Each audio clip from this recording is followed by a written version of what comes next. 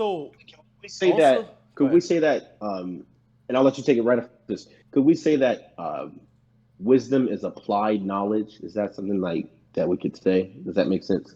This is the best way I could describe it, and this is just my personal opinion slash theory. What I've known is there's multiple forms of intelligence, but when I look at people, at least from what I know, I kind of categorize it in three categories. So in my opinion, there's different forms and levels of intelligence, but there's smart, there's genius, and then there's wise and wisdom. And smart are people that can take data and spit it back out to you, the same data. So in school, all this data, they're good at taking it and then giving it back out to you. So that's smart. And then there's genius, in my opinion. And genius is being able to think outside the box or think about things that no one has ever thought of, so to speak. Right? And then there's wise and wisdom. Wisdom, in my opinion, the best way I could describe it is being able to make good decisions based on what you've learned and experienced. So I it's like that. mainly about good decisions. I like that because it's like it's one thing to know what to do, but it's another thing to actually do what you know you need to do.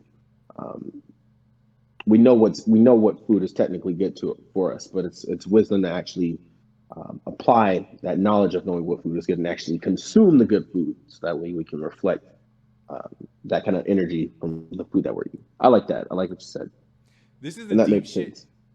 Thank you. This is the deep shit that I believe Jim Rohn said this was you are, and everyone here on planet Earth, you are the sum total of all of the decisions you have made in your life. Really think about that. You really are the sum total of all the decisions you made in your life.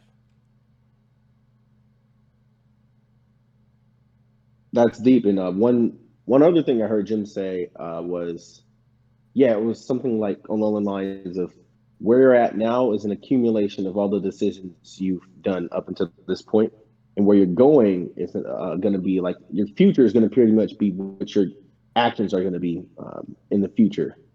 So the actions you're doing now are predicting where you're going to be. Everything you've done up to now is deciding where you're at right now. Yeah. All right. So the next thing is because we're going to shift gears. So this is what I kind of want to bring up is this verse of John 17, 7 through 8. So this context is this is before Jesus goes to the cross and dies. He says this prayer over the people of God. So before he dies, he's saying this prayer to God over the people of God. And he says in John 17, 7 through 8, now they know that everything you have given me comes from you. For I gave them the words you gave me, and they accepted them. They knew with certainty that I came from you, and they believed that you sent me. So, what is Jesus saying? Jesus, when he died, his inheritance wasn't finances. Like, never in the Bible was he like, Peter, you can have this check, and John, you can have my 401k, and Matthew, you can have all my donkeys. No, his inheritance was not finances, it was his teachings. He gave them his teachings. That was the very inheritance that he had entrusted to the disciples, and what he expected from the disciples was for them to receive the teachings and to multiply it.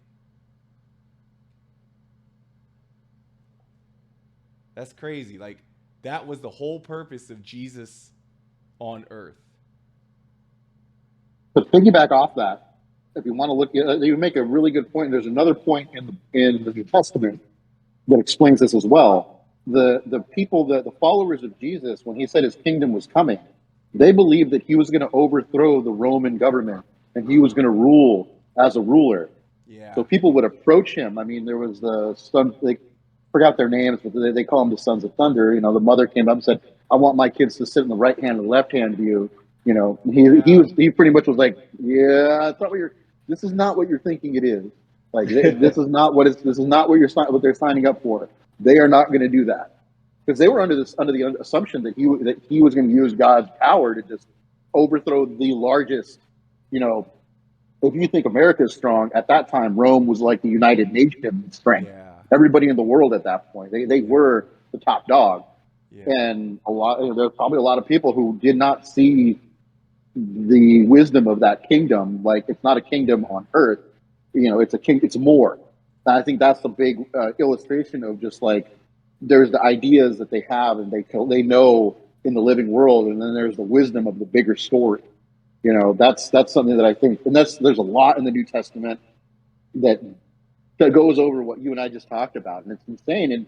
And even if you don't look at it from a strictly religious standpoint, it's hard to argue, you know, that these things that come up in the Bible aren't something that still come up to this day.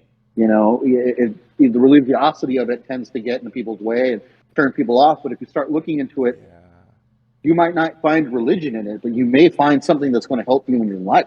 Yeah. And, you know, and there's a lot of people that read it and learn something from it, and it affects them in their own way, each and everybody's way. But to say that it's just a book of fairy tales is, you know, is completely you're missing the forest for the trees at that point. You know, so there's a ton of those stories littered in the New Testament, tons of them in the Old Testament too. So I thank you so much for bringing up that point.